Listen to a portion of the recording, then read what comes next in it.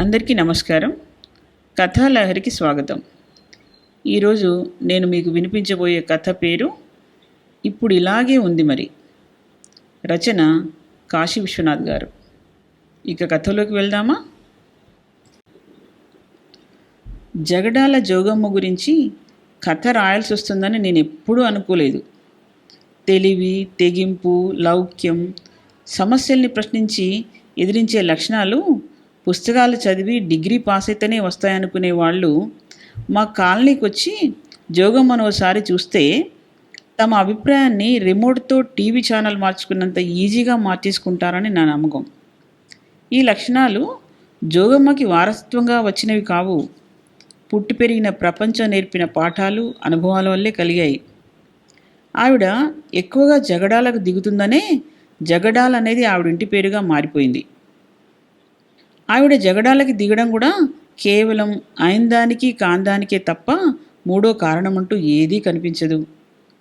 ఈ మధ్య ఆవిడ ఎవరితో గొడవకి దిగినా తన భర్త వెంకట్రావుతో మాత్రం దిగడం లేదు. ఎందుకంటే అతడు ఇప్పుడు ఈ ప్రపంచంలో లేడు కాబట్టి. అతను స్నేహితులతో గ్యాస్ కొట్టేవాడు, పగలంతా సైకిళ్ళకి గాలి కొట్టేవాడు, అప్పుడప్పుడు అమ్మాయిలతో షికార్లు కొట్టేవాడు, చీకటి పడితే మందు కొట్టేవాడు. మందు ఎక్కువైతే తన ఇంటి తలుపుకి బదులు ఎవరింటి తలుపునో కొట్టేవాడు. వాళ్ళు అతన్ని చిత్తగొట్టేవాళ్ళు. ఈ కొట్టడాలు ఎక్కువయ్యేసరికి జోగమ్మకి అతని మీద బోరు కొట్టింది. నువ్వు మందు కొట్టడమైనా మానేయి, లేదా పరాయి వాళ్ళ తలుపులు కొట్టడమైనా మానేయి. నువ్వు మానకపోతే నేను మాత్రం నీ కాళ్ళు విరగొట్టడం మానను అని వార్నింగ్ ఇచ్చింది. ఆవిడకి ఎప్పుడూ ఏమీ ఇవ్వని వెంకట్రావు ఇప్పుడు తన కాళ్ళు విరగొట్టే ఛాన్స్ కూడా ఇవ్వకుండా ఆ వారంలోనే పెద్దల్లో కలిసిపోయాడు. జోగమ్మ సాదాసీదా మనుషులకి చిన్నా చితక అప్పులిస్తూనే కిల్లి కొట్టు కూడా నడిపేది. బొట్టు చెరిగినా వడ్డీలు వసూలు చేసే పట్టు సడలకపోవడం వల్ల వడ్డీ వ్యాపారాన్ని కొనసాగిస్తోంది. నాకు మా ఆవిడ అమ్మాజీకి ఆవిడతో మంచి పరిచయమే ఉంది. ఓ రోజు సడన్గా ఆవిడింటికి పోలీసులు వచ్చారు. వరకట్నం కోసం కోడల్ని వేధిస్తోందనే నేరం కింద అరెస్ట్ చేసి జీప్ ఎక్కించారు. ఆ సాయంత్రం నేను సినిమా పని మీద హైదరాబాద్ వెళ్లాల్సి వచ్చింది. వారం రోజుల తర్వాత నేను వచ్చేసరికి ఇంటి ముందున్న కిల్లి కొట్లో కూర్చున్న జోగమ్మ ఓ నవ్వుతో నన్ను పలకరించింది. ఆవిడ చికెన్ గున్యా తగిలిన చిరుతపుల్లిలా కనిపిస్తుందని నేను ఊహించాను. కానీ ఆవిడ మాత్రం విజయం సాధించిన వీరవనితలా ఆనందంగానే కనిపించింది. నేను ఇంటి ముందు కారు దిగుతూనే జోగమ్మ జైలు నుంచి ఎప్పుడొచ్చింది అని మా ఆవిడని అడిగాను. అసలు ఆవిడ జైలుకి ఎప్పుడు వెళ్ళింది? ఎదురు ప్రశ్న వినిపించింది. నేను ఊరికెళ్ళిన రోజున పోలీసులు వ్యాన్ ఎక్కించారుగా. వ్యాన్ మీద వెళ్ళిన మనిషి ఆటోలో వచ్చేసిందిగా. జోగమ్మ గురించి మా ఆవిడని అడగంట కంటే ఆవిడ గురించి ఆవిడని అడుగుదామనుకున్నాను. ఆవిడ మాటల్లోని కరగుదనాన్ని, గడుసుదనాన్ని తీసి పక్కన పెట్టేస్తే మిగిలిన మాటల్లో వర్తమానంలోని వాస్తవికతే కొట్టొచ్చినట్లు కనిపిస్తుందని నా నమ్మకం. నా నమ్మకమే ఆవిడ్ని మధ్యాహ్నం ఆహ్వానించింది. నీ మీద కంప్లైంట్ ఇచ్చింది ఎవరు జోగమ్మ అడిగాను నేను. ఇంకెవడండి, మా వియ్యంకుడు సూర్యనారాయణ గాడే అంది చీదరింపుగా. వాళ్ళిద్దరి మధ్య చీదరింపులు తప్ప పలకరింపులు లేవని నాకు తెలుసు కాబట్టి పనిగట్టుకుని ఆశ్చర్యపోలేదు. కట్నం కేసులో నిన్ను తీసుకెళ్లిన పోలీసులు వెంటనే ఎందుకు వదిలేశారు అడిగాను నేను. జోగమ్మ పకపకమని నవ్వి, వాళ్ళెందుకు ఎగ్గేస్తారు, మాట్లాడుకోవాల్సిన విధంగా మాట్లాడుకొని మనమే వచ్చేయాలి అంది. అదేమీ కష్టమైన పని కానట్టుగా. పోలీసులు అంత సులభంగా వదిలేయరుగా అంది మా ఆవిడ. చూడండమ్మా, పోలీసులైనా గూండాలైనా భయపడే వాళ్ళనే భయపెడతారు. కర్ర పట్టుకున్నోడి దగ్గరికి కుక్కలు రానట్టు కలేజీ ఉన్నోళ్ళ దగ్గరికి కంతికి వాళ్ళు రారు.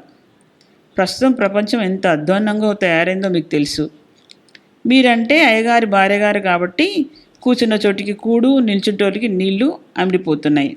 అంచేత మీకు బయటికి వెళ్ళే పని ఉండదు.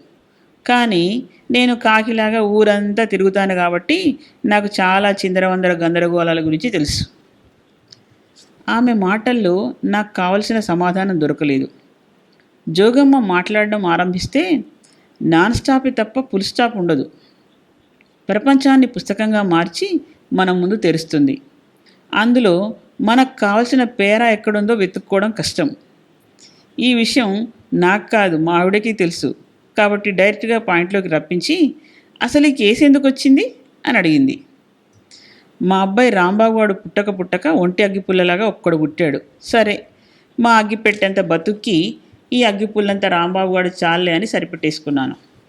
వాడి పెళ్ళికి వాడి మామ అంటే నా మీద పోలీస్ కంప్లైంట్ ఇచ్చాడే సూర్యనారాయణగాడు, ఆడన్నమాట.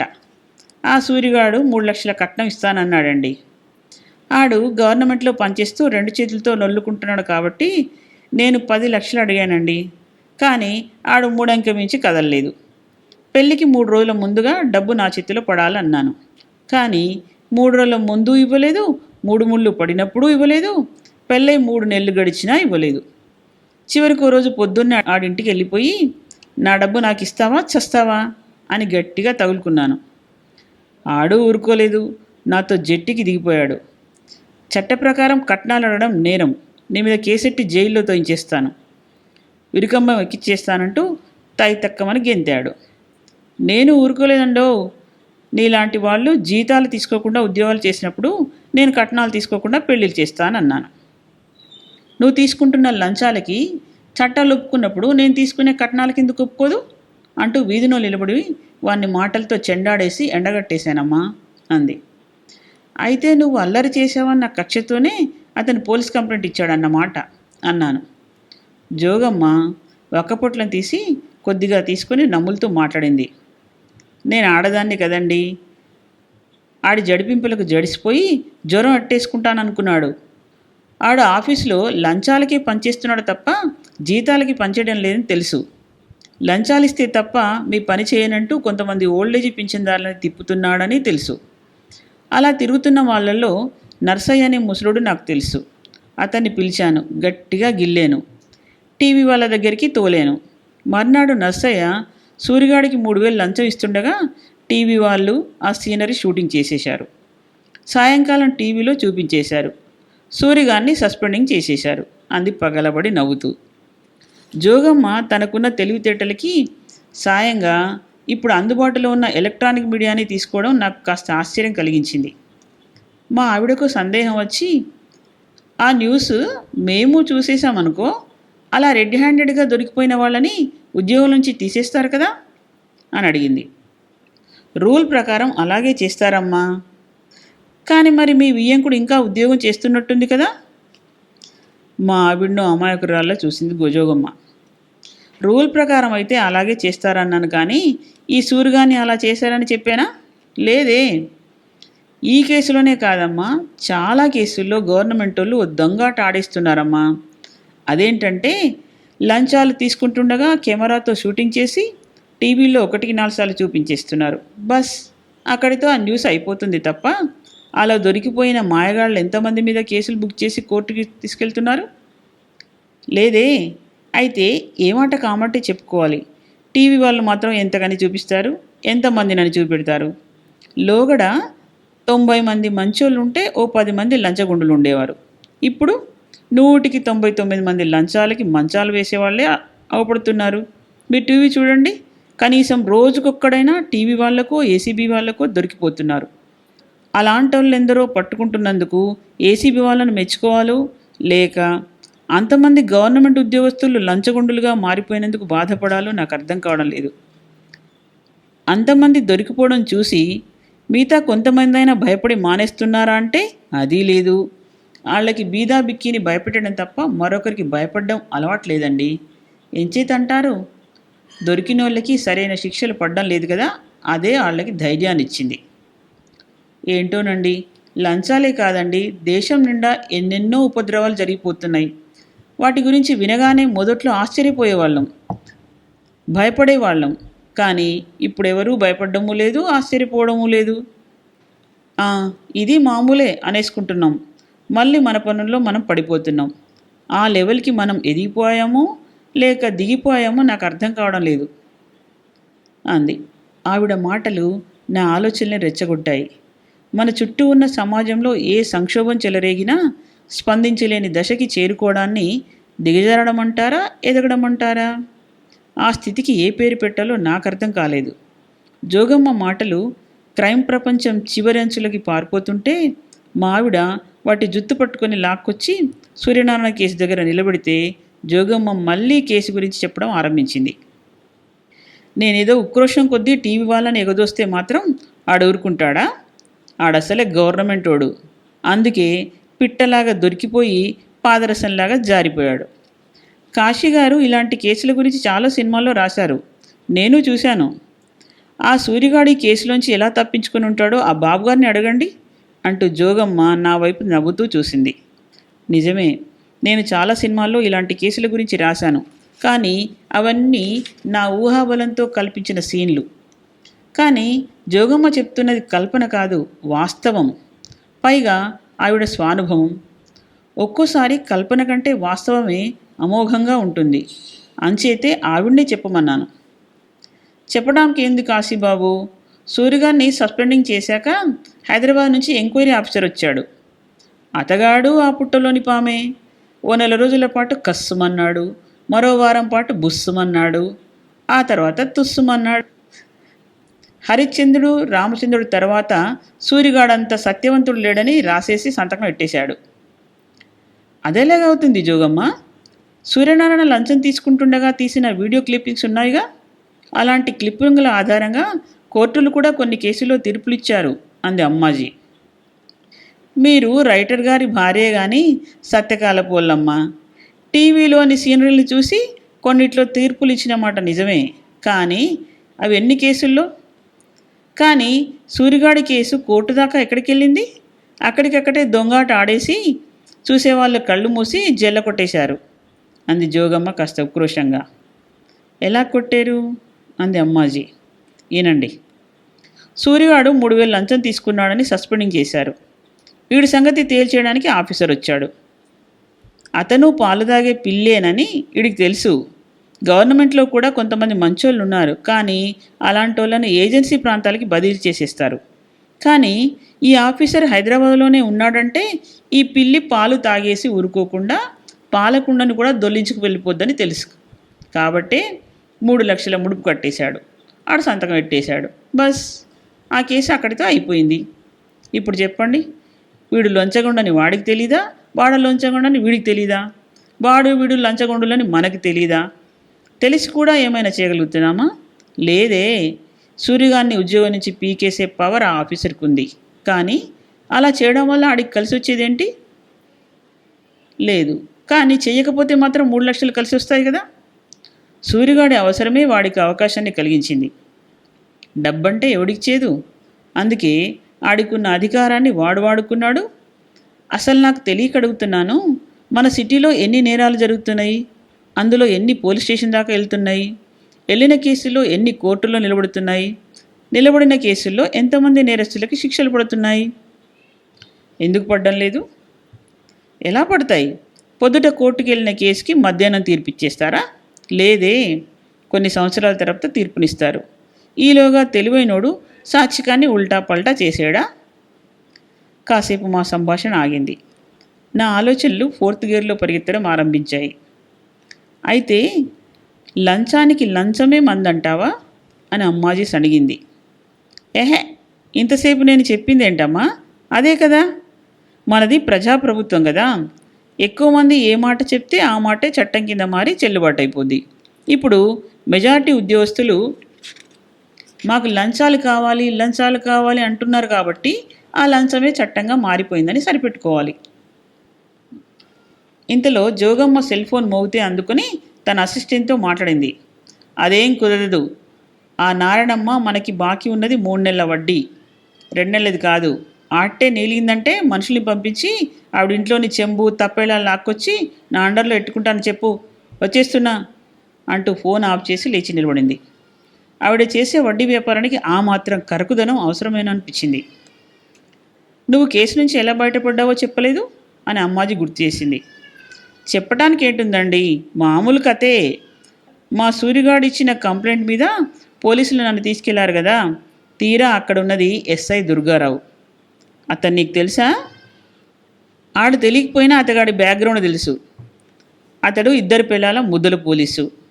అతని పెళ్ళాం తెచ్చిన కట్నం చాలేదని గోలబెట్టి డ్యూటీ నుంచి వచ్చాక హింస పెట్టేవాడు. రెండో పెళ్ళాం రెచ్చగొడితే మొదటి పెళ్ళానికి వాతలు పెట్టాడు. ఆ అమ్మాయి మా ఊరి నరసింగరావు కూతురే కాబట్టి ఆ లట్పిడ్లని నాకు తెలుసు. స్టేషన్కి వెళ్ళగానే పాత స్టోరీని బయటికి లాగాను. అతని పెళ్ళాన్ని తీసుకెళ్లి మానవ హక్కుల సంఘం ముందు నిలబెట్టి ఇతగాడి పిలక పట్టుకొని జాడించేస్తానన్నాను.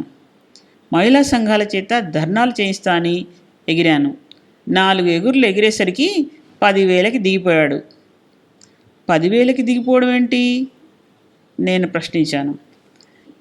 నా మీదకి ఏ కేసు రాకుండా ఉండటానికి మొదట 50,000 అడిగాడు. పాత స్టోరీని పైకి తెచ్చేసరికి 10,000కు దిగిపోయాడు అంటూ విజయచీనంగా నవ్వింది జోగమ్మ. నువ్వేం సాధించావని నవ్వుతున్నావు? నువ్వు సూర్యనారాయణతో గొడవపడడం వల్ల అతనికి 3 లక్షలు ఖర్చయినా అతని ఉద్యోగం అతనికి వచ్చేసింది. పోయిన సొమ్మని మళ్ళీ రాబట్టుకుంటాడు. కానీ అతను నిన్ను పోలీసులకు అప్పగించడం వల్ల నీకు 10,000 లాస్ అయింది. పైగా నీ కట్నం డబ్బు ఇంకా నీకు రాలేదు. అన్ని విధాలా నష్టపోయింది నువ్వే కదా అన్నాను నేను. ఏంటి బాబు, మీ కంటికి నేను అంత నష్టపోయే మనిషిలా కనబడుతున్నానా? పోలీస్ స్టేషన్ నుంచి నేను చాతగాని చవటలాగా ఆలో పోలోమని ఏడ్చుకుంటూ ఇంటికి వచ్చేసాను అనుకున్నారా? లేదే. తిన్నగా ఆటో ఎక్కి సూరిగాడి ఇంటికి వెళ్ళిపోయాను. వెళ్ళి, ఒరే సూరిగా నువ్వు నాకు 3 లక్షల కట్నము ఇవ్వాలి. నీ కేసు వల్ల నేను ఆ ఇన్స్పెక్టర్కి 25,000 ఇచ్చాను, అది ఇవ్వాలి. నువ్వు ఈ కేసు ఎట్టడం వల్ల నా పరువు నష్టమైంది కాబట్టి దానికి జరిమానాగా 75,000 కట్టాలి. హోల్ మొత్తం కింద 4 లక్షలు ఇవ్వాలి. ఇవ్వనని నువ్వే మాత్రం కుయిలాడినా రేపు ఏసీబీ వాళ్ళకి నీ ఆస్తుల లిస్ట్ ఇచ్చేసి ఆదాయానికి మించిన ఆస్తుల కేసు పెట్టించేసి ఏసీబీ వాళ్ళ చేత టీవీ వాళ్ళ చేత కలిపి జాయింట్ ఆపరేషన్ చేయించేస్తాను. వాళ్ళు పోలోమంటూ గుంపులుంపులుగా వచ్చి నీ ఆస్తుల మడి పడిపోతారు. హైదరాబాద్ ఆఫీసర్ని నోరు కట్టేసినట్టు ఏసీబీ వాళ్ళని టీవీ వాళ్ళని కట్టలేవు. ఆ దెబ్బతో నీ ఉద్యోగం ఊడిపోతుంది, నువ్వు జైలుకి పోతావు, నీ ఆస్తులు గవర్నమెంట్కి పోతాయి అని బెదరగొట్టాను. నిజానికి నేను ఇన్స్పెక్టర్కి ఇచ్చింది 10,000, కానీ పేచి వచ్చినప్పుడు నిజాలు నీటిలో మునిగిపోయి అబద్ధాలే కదా బయటకు వచ్చేది అంది జోగమ్మ. అతను బెదిరాడా మరి అన్నాను. ఎంత బెదరకపోతే మర్నాడు పొద్దున 7 గంటలకల్లా నా ఇంటికి వచ్చేసి నన్ను చెల్లెమ్మా అని పిలిచి మరీ ఆ డబ్బుని నా చేతిలో ఎడతాడు. జోగమ్మ నిట్టూర్చింది. గొంతులో ఏదో మార్పు వచ్చింది. నేను చెప్పేది ఒక్కటే బాబు, ఈ లోకంలో ఎవడి ఆశలు వాడికున్నాయి, ఎవడి అవకాశాలు వాడికున్నాయి, అలాగే ఎవడి లొసుగులు వాడికున్నాయి. ప్రస్తుతం ప్రతి మనిషి జీవితం ఓ యుద్ధంలాగే మారిపోయింది. ఎదుటోడు దొంగ దెబ్బ తీస్తున్నప్పుడు మనం ధర్మం చేస్తే ఎలాగా? నాకు దొంగ దెబ్బ తీయాలని లేదు, కానీ నేను గెలవకపోయినా చచ్చిపోకూడదు కదా. నా చేతిలో అధికారాలు పలుకుబళ్ళు అనే కత్తులు కటార్లు లేవు కాబట్టి నా చేతికందిన రాయో రప్పో అందుకొని విసురుతున్నాను. నేను ఈ మాత్రం దెబ్బతీయటం తప్పంటారా? తప్పైనా సరే తప్పడం లేదండి. ఇప్పుడు ఇలాగే ఉంది మరి. జోగమ్మ సెల్ మోగితే మాట్లాడుతూ హడావిడిగా వెళ్ళిపోయింది. అప్పటికే జోగమ్మ ఎవరు అనే ప్రశ్నకి నాకు సమాధానం దొరికింది. ఆమె ప్రాక్టికల్ పర్సన్. వ్యవస్థ ఇలా ఉంటే బాగుంటుంది, ఇలా ఉండకపోతే బాగుండదు అని ఆమె చెప్పలేదు. పరిస్థితి ఇలా ఉంది కాబట్టి నేను ఇలా ఉన్నానని నిర్మోహమాటంగా చెప్పేసింది. నేను చానాల నుంచి కథలు రాయడం లేదంటున్నావు కదా, ఇప్పుడు రాస్తాను అంటూ మా ఆవిడతో ప్యాడు పెన్ను అందుకోమన్నాను. కథ పేరేంటి అడిగింది ఆవిడ. ఇప్పుడు ఇలాగే ఉంది మరి, అదే నా కథ పేరు అన్నాను. కథ సమాప్తం. మరో మంచి కథతో కలుద్దాం.